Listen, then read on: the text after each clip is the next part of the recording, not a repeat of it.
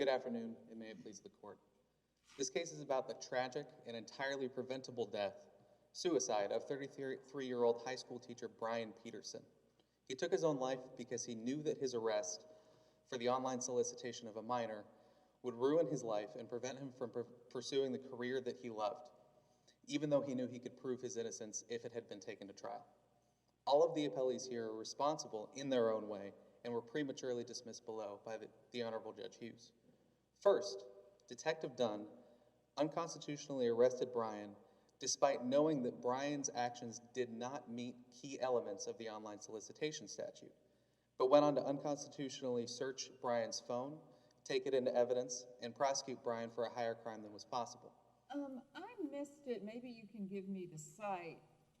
In the suicide note, I didn't see anything about the taking the phone. So Record on Appeal, it's in the 280s. We also included Detective Dunn's police report where he detailed the I understand that, but he didn't say whether there was consent or not. And he also didn't say whether it angered Petersen or anything like that. So, I mean, the suicide note really explains all what we can know about kind of what happened. And it's not in there, is it? The view of the phone? It's not in the suicide note, but what is in the police report is that Brian did not give consent to the search.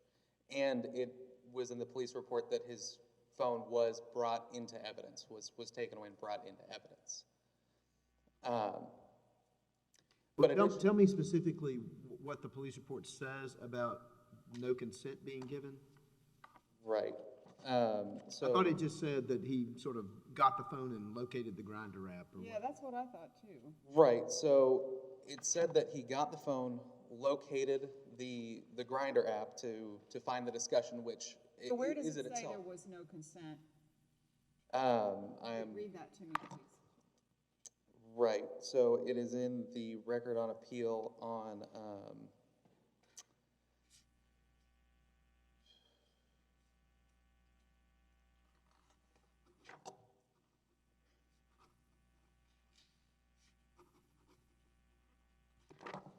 apologies, Your Honors, I didn't have that specific record site close to me, but we do know that there was no consent given to the search,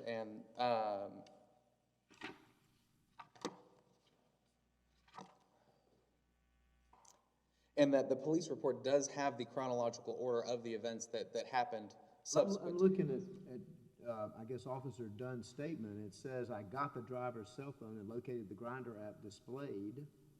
Right. The conversation that's at issue was also displayed on the app, which helps us to positively identify Petersen. Where does it mention consent? Is that what you're talking about as far as mentioning consent, Dunn's report? No, it is subsequent to that. So ROA 260 to 61 is the specific citation of that. And what we have quoted here is that after Mr. Petersen's conversation with Detective Dunn, it says that Brian, quote, did not want to give consent to search his phone, which was taken away and placed in evidence.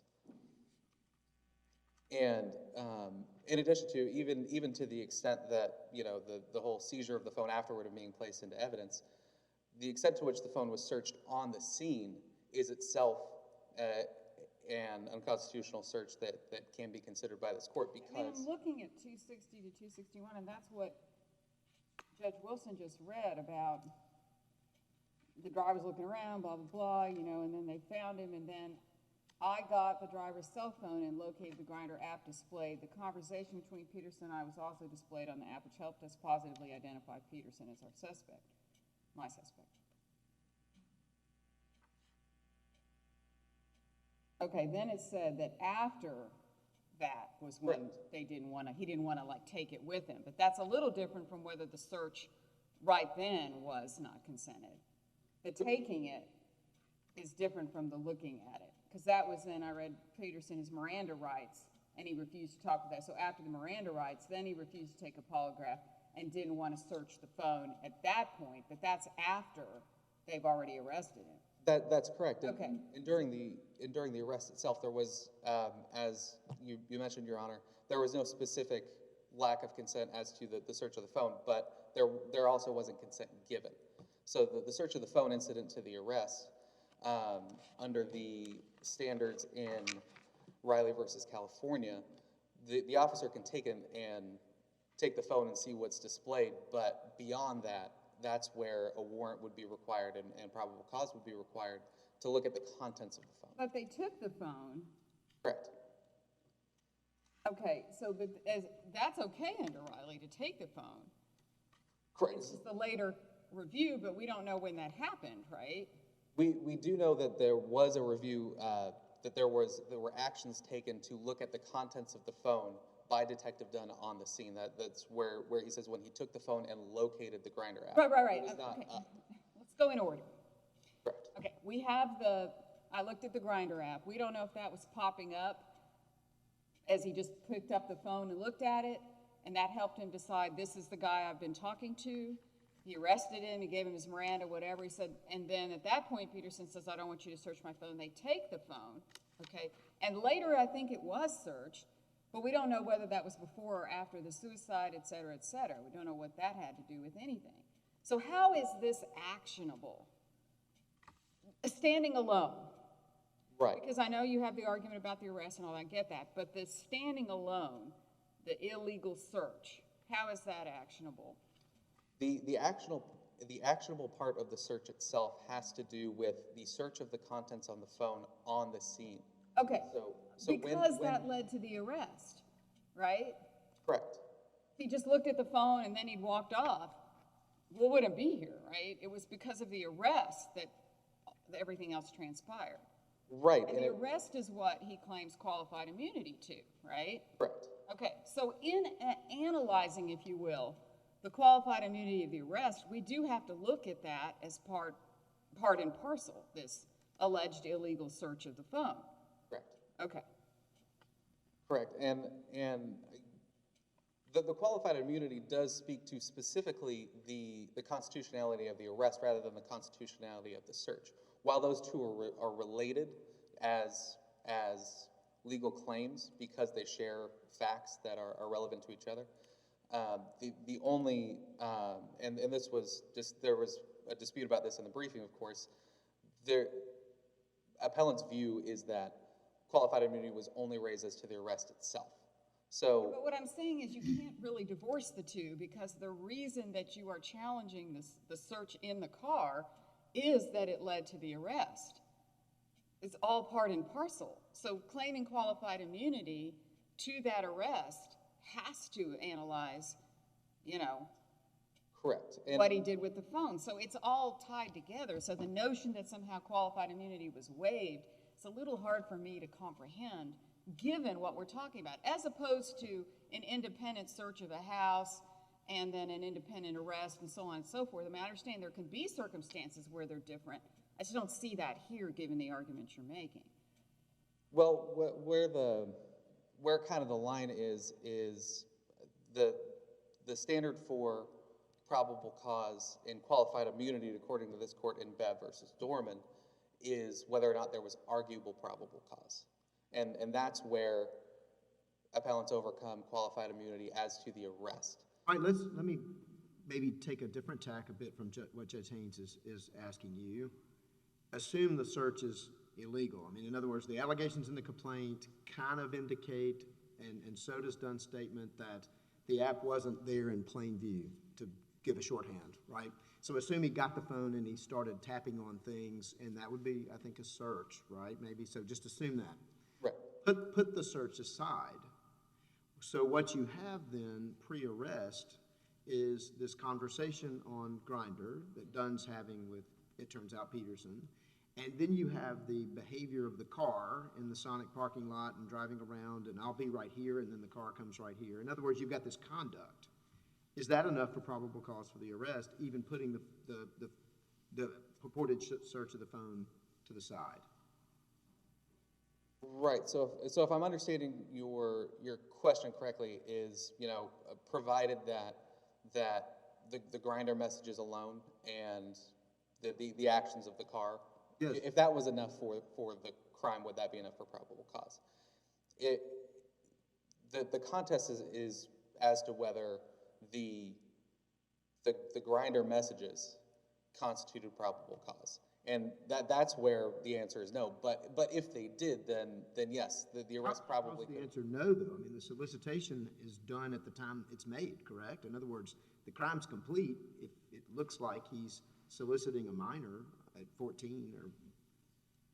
Right, so that's what Mr. Petersen was arrested for. However, a look That's at... what you're contesting because you said that he kind of backed off and said, well, we'll just talk and whatever. So you said that he kind of backed off the notion of sex with the minor.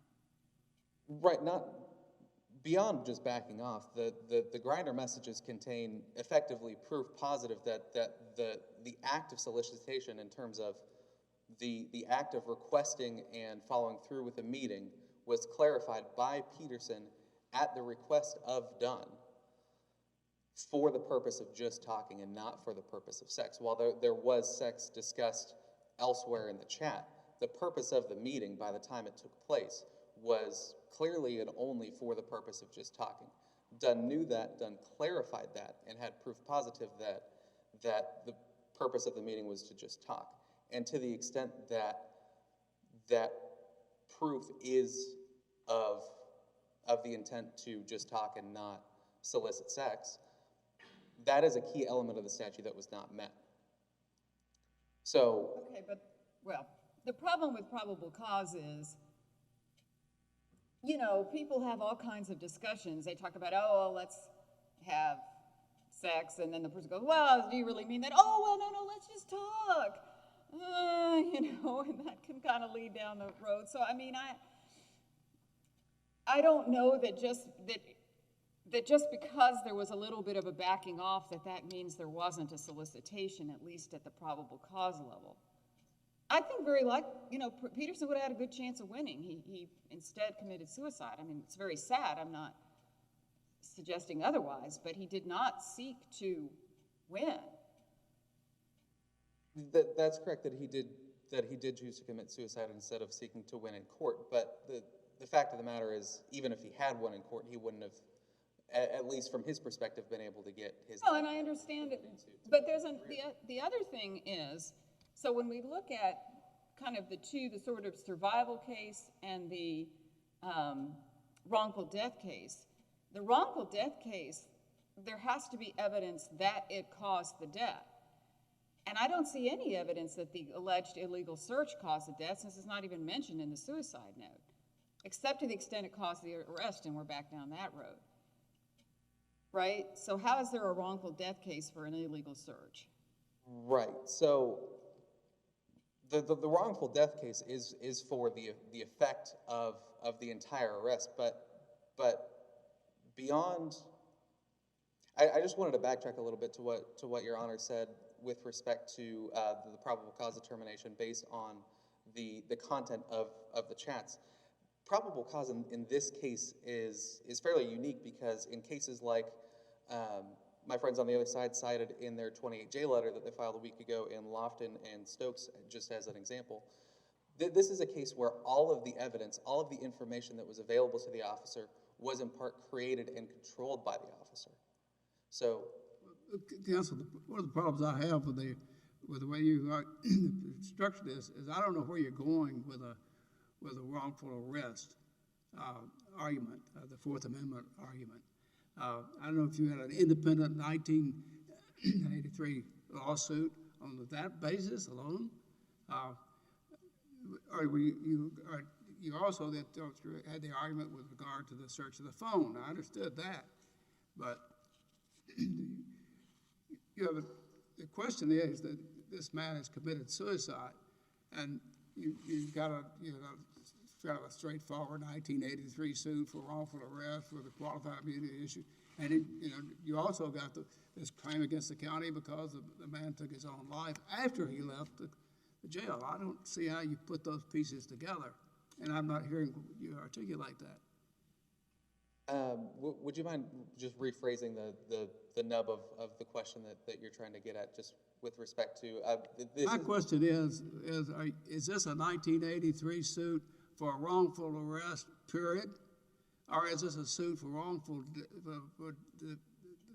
against the county for failure to take care of this prisoner that they're taking in to effect, which caused his death. So this case is a 1983 case against Detective Dunn. It's a Monell case against the city of I Conroe. understand the difference in the counties, that's another problem, but I'm just trying to say what your claim is. Where the wrongful death comes in, and where really the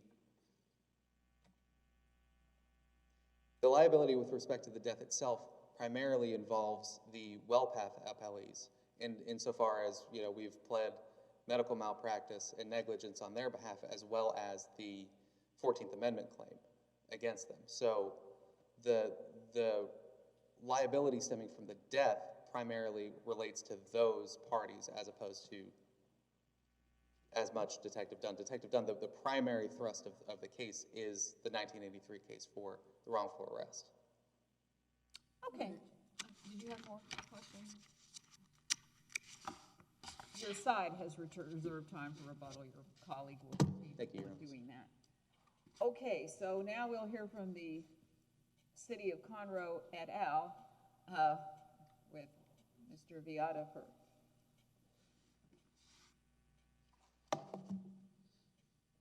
Good afternoon. May it please the court. I'm here for Mr. Dunn and the City of Conroe.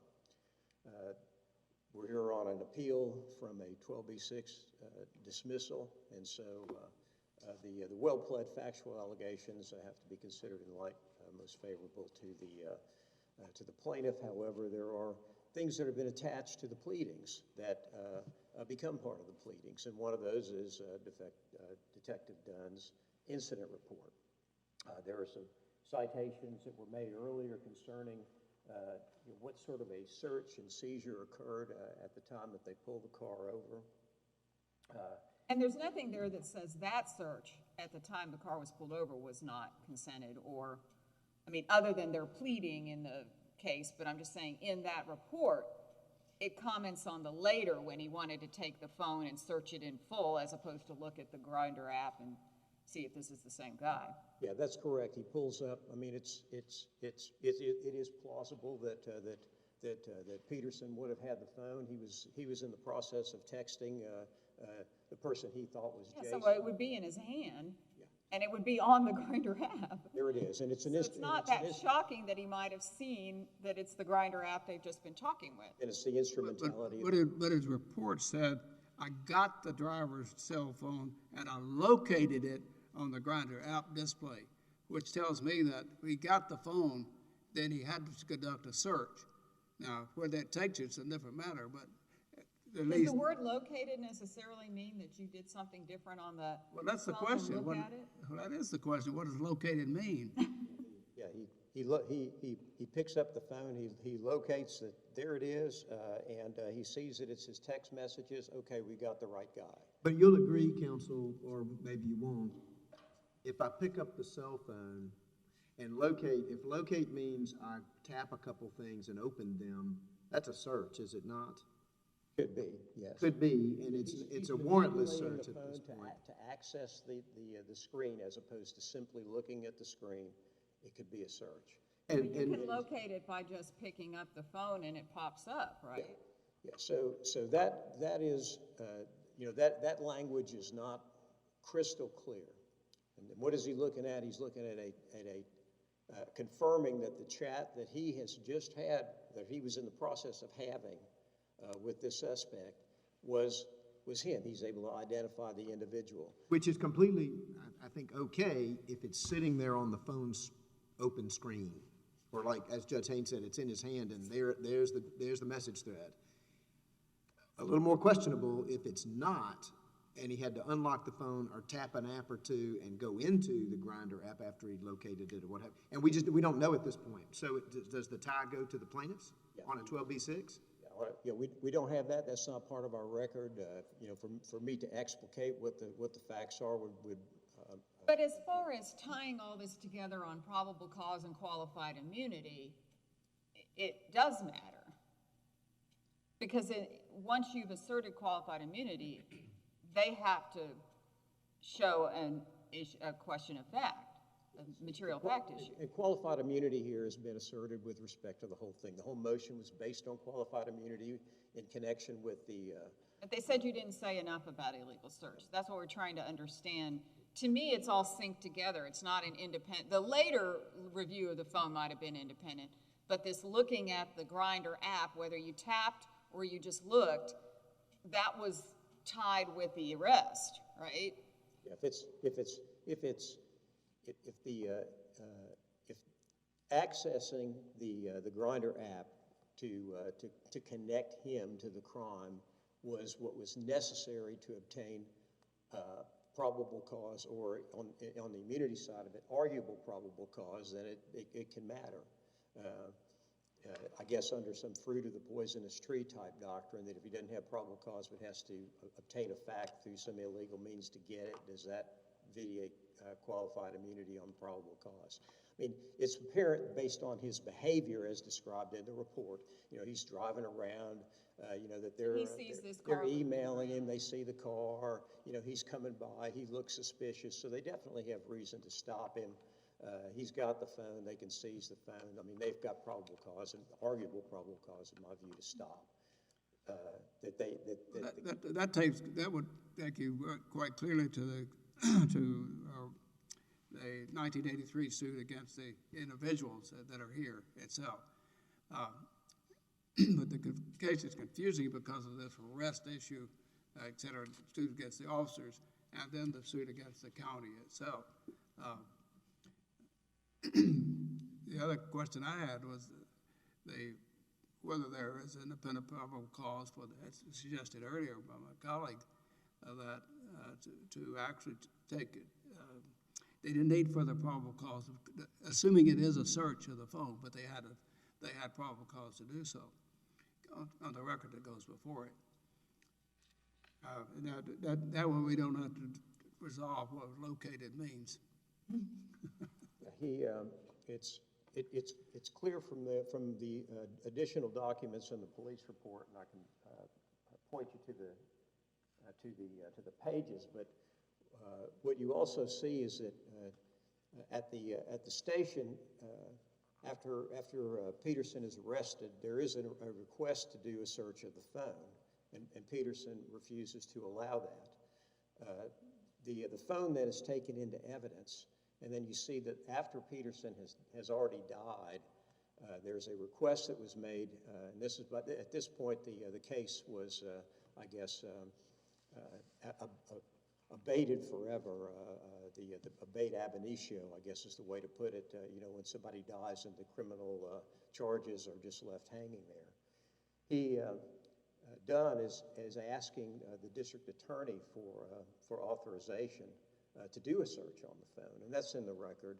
That there had not. It's apparent from that there had not already been a search done on the phone. That here he is, long after long after Petersen is dead, Dunn asking for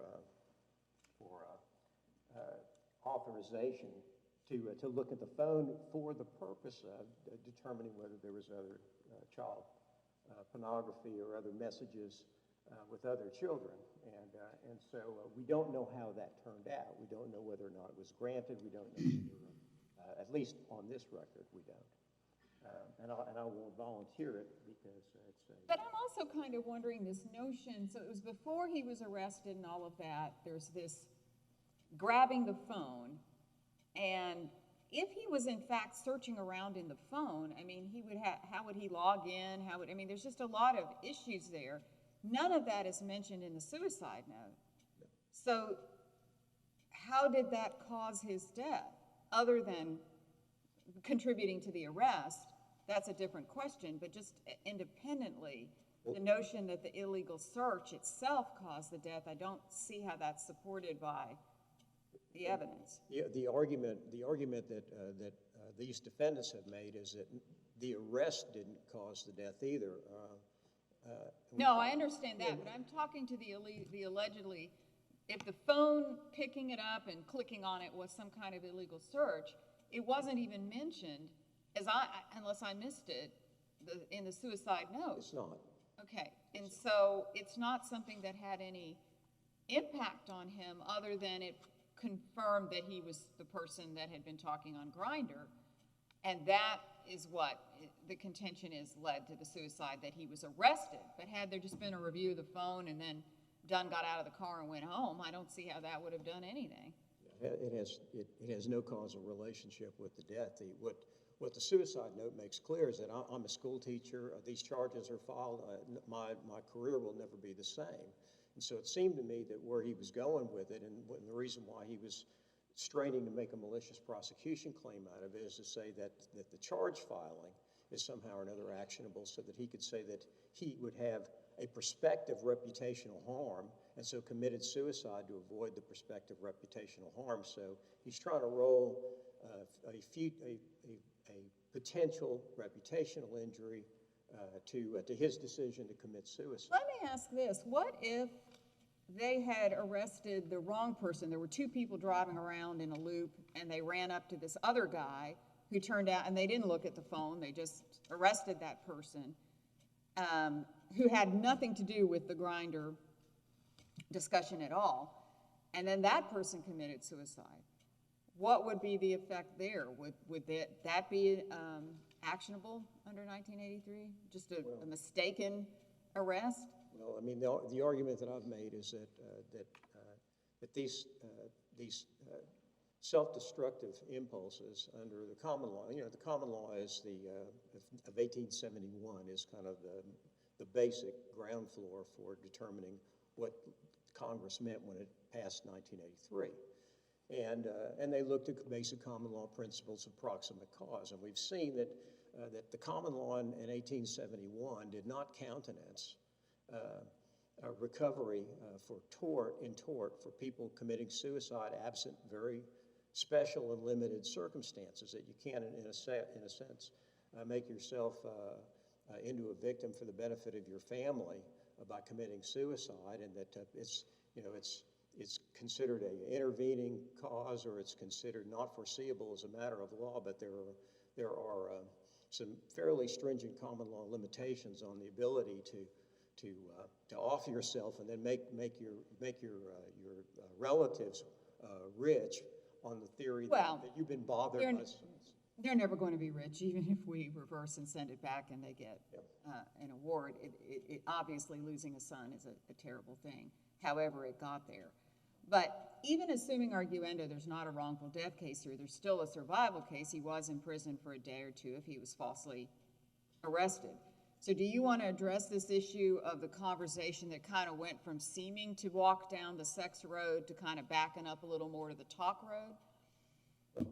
Yes, and the brief covers it, but it seemed to me that there was, at the outset of this, I mean, again, and appellants make the point that context is king. It's king. Okay, so you have this Grindr rap, which is notorious for child solicitation, and I cited a gazillion cases, or not a gazillion, but a bunch of cases, appellate cases, that where people have been arrested for solicitation and for child molestation. Okay, and that's your context. The people hook up there for sex.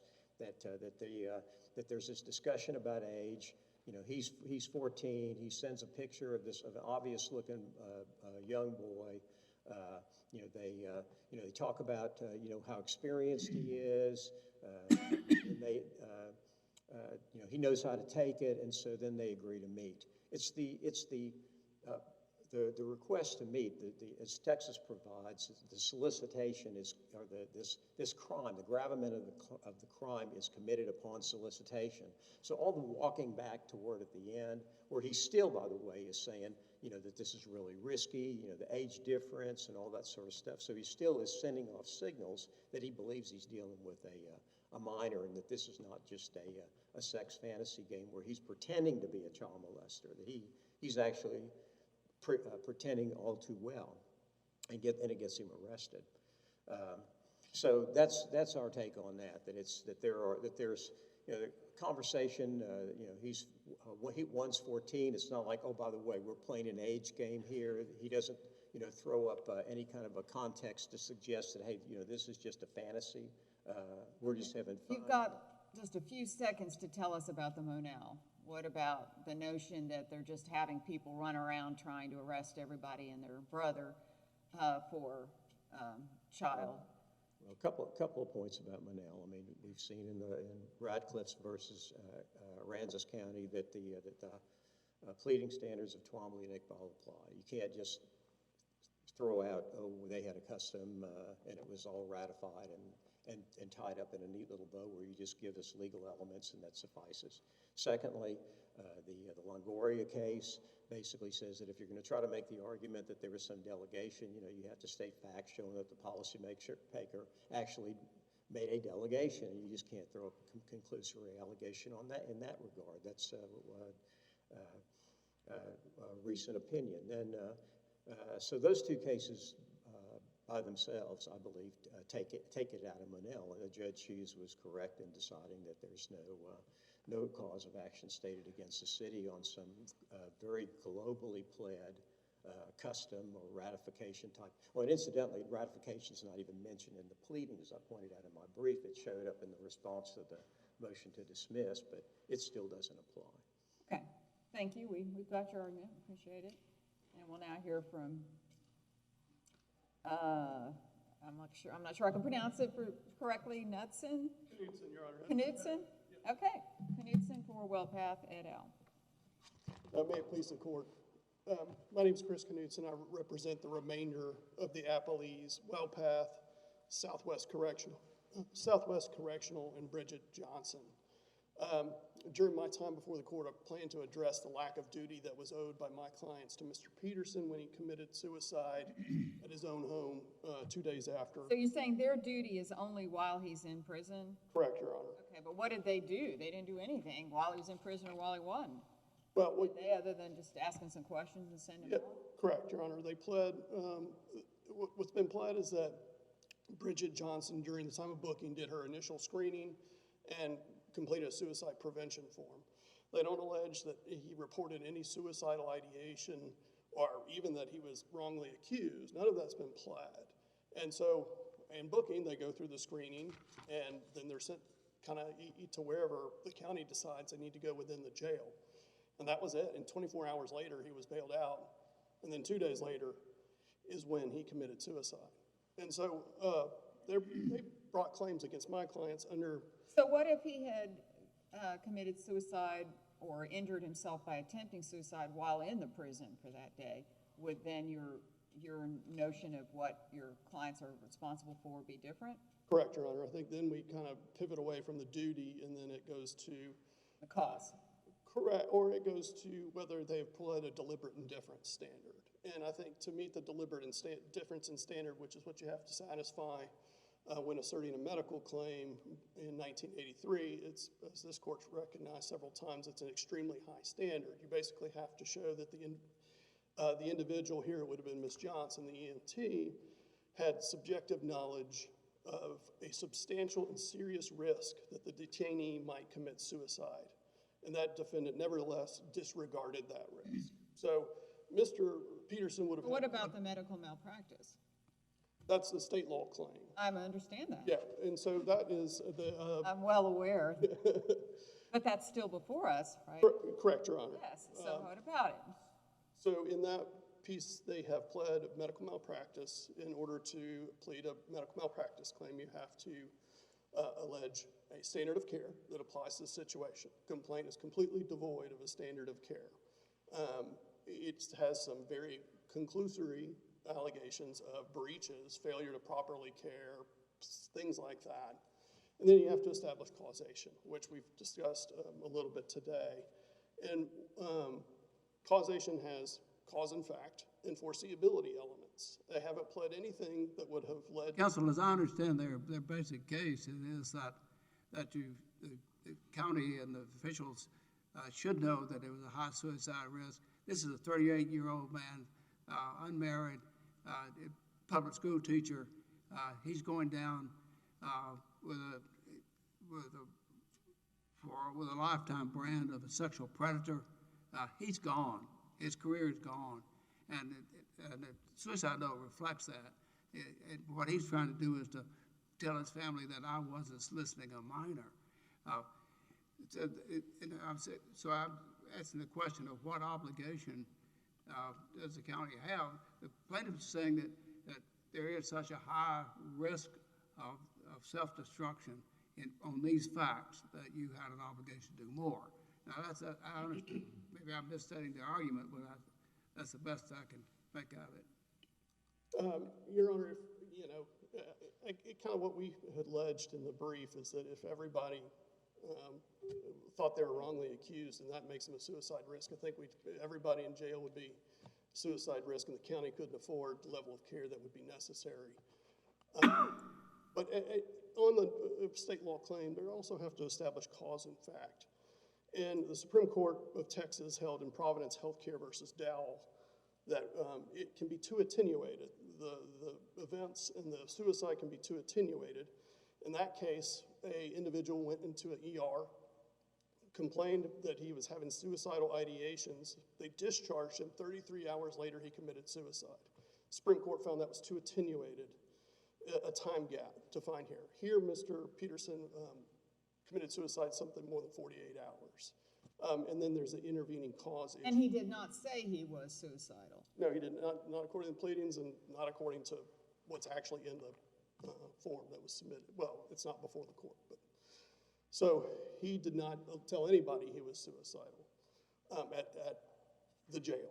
And we only had him for 24 hours. This isn't like somebody who's been there for months and months and, you put them in on suicide watch and you take them off and then they commit suicide. Well, the screening happened, I guess, at the beginning of that 24 hours, relatively speaking.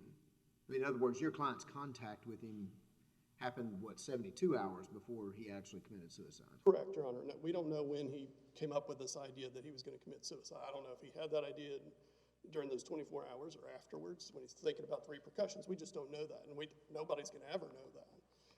And that's an important part on the causal chain is that if he didn't have suicidal ideation while he was with us, we couldn't really done anything to prevent it anyway, even though we don't have a duty to provide continuing care or make sure that inmates are receiving continuing care after that. So it's for these reasons, Your Honor, that we are asking that the court uphold the district court's opinion with regard to my clients.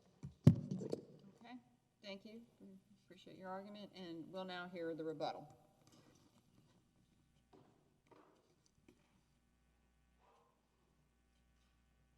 Good afternoon, Your Honors. Randall Kallinen here.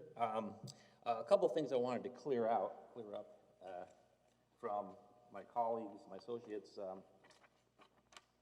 initial argument. I would like to point out to the search of the phone. First of all, I want to point out we are not claiming that the search of the phone caused the death. We're claiming that this was a false arrest, even if everything in the phone was correct. This is a separate cause of action for whatever damages result from an illegal search of a phone. So that would only be the survival claim because you have to show, for wrongful death claim, yes, you have to show it caused the death. Your Honor, it's the other things that caused the wrongful arrest, not the search of the phone. Okay. It's the other things that were untruthful. And one big thing we left out is that Officer Dunn called Brian on the phone, and he's a 39-year-old man, and he called him and left him a message.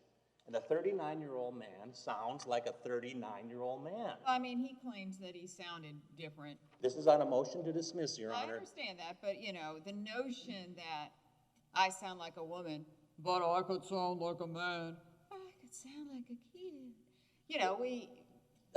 The notion of that, I mean, we can't say for sure that just because you leave a phone call, that means it vitiates the claim for and if the standard solicitation of a minor. To make all reasonable inference in favor of defendants, you would be exactly correct. No, what I'm saying is the notion that you will never have probable cause if you've left a phone message would really cross out a lot of cases.